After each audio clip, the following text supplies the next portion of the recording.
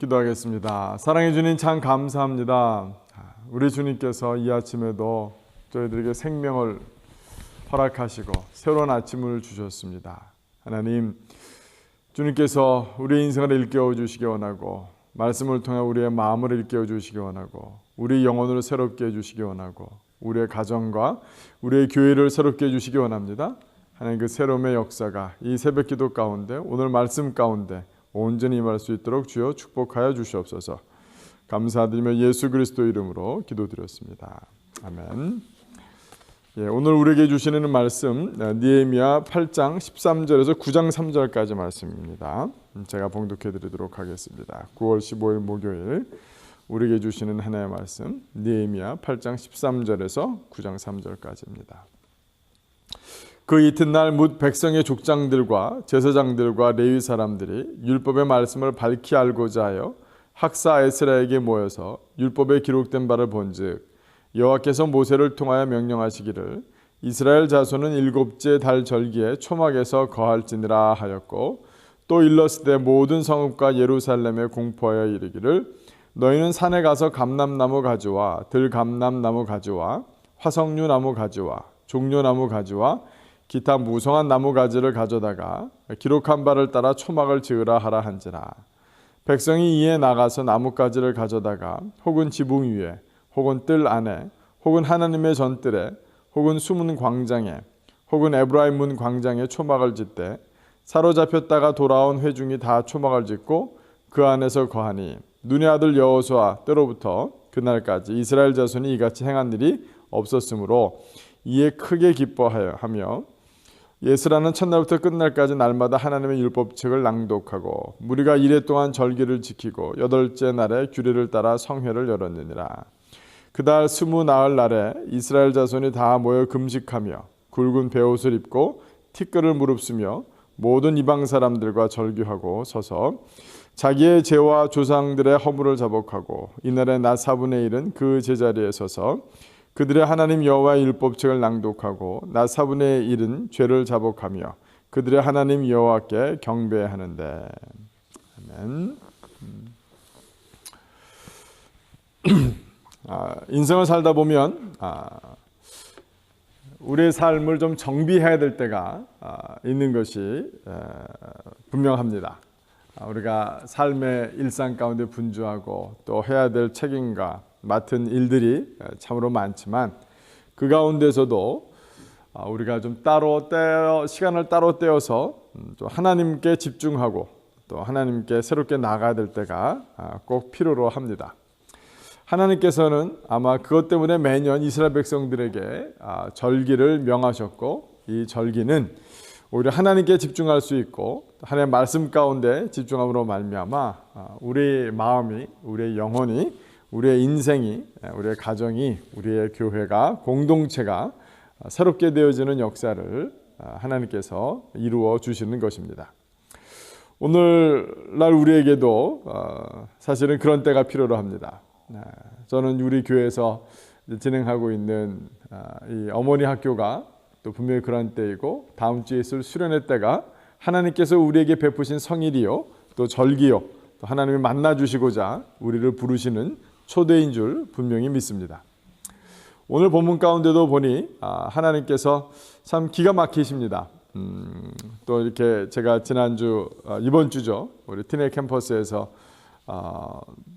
캐빈 모임을 할 때에 서로 그런 걸 나누었었습니다. 교제에 따라서 하나님의 사랑을 어떻게 알 수 있는가, 또 우리 참여했던 모든 우리 분들께서 참 귀한 간증 또 베풀어 많이 해주셨는데, 제 마음 가운데 하나님의 말씀을 꾸준히 읽고 또 하나님께서 날마다 하나님의 말씀 앞에 서려고 노력할 때에 어쩌면 지금 내 상황과 똑 거기에 아주 기가 막히게 맞는 말씀,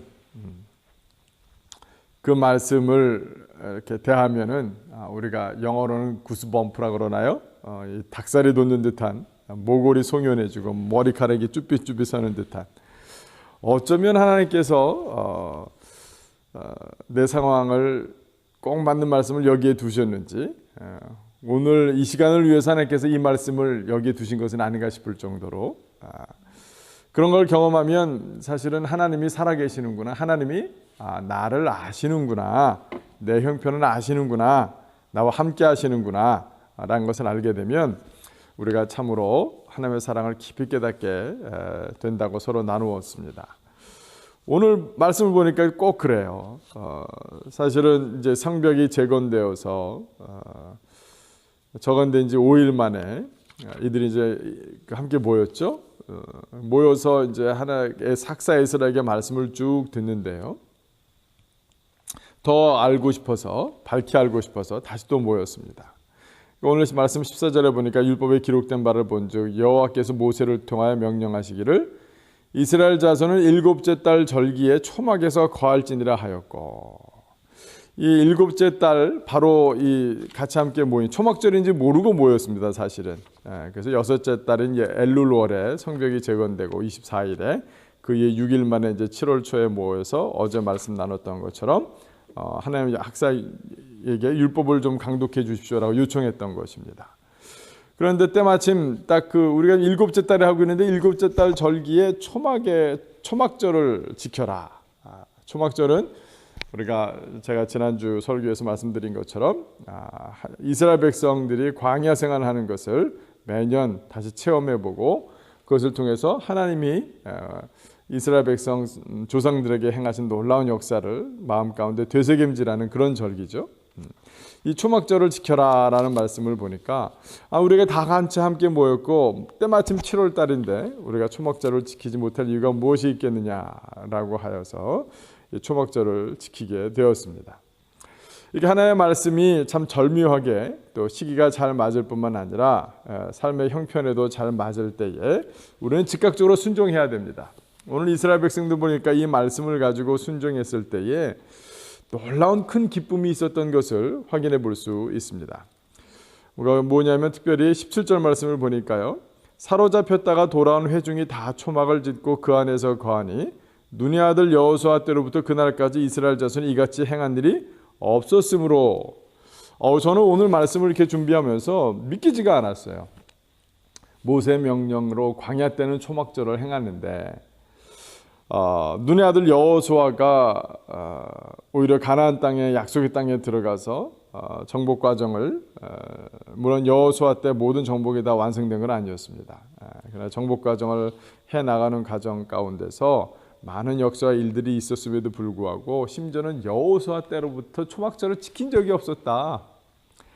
그러니까 바벨론의 포로로 잡혀갔다가 돌아온 사람들이 오히려 가나안 땅에 처음 입성했던 여호수아와 이스라엘 백성들보다도 더 큰 기쁨이 있었어요.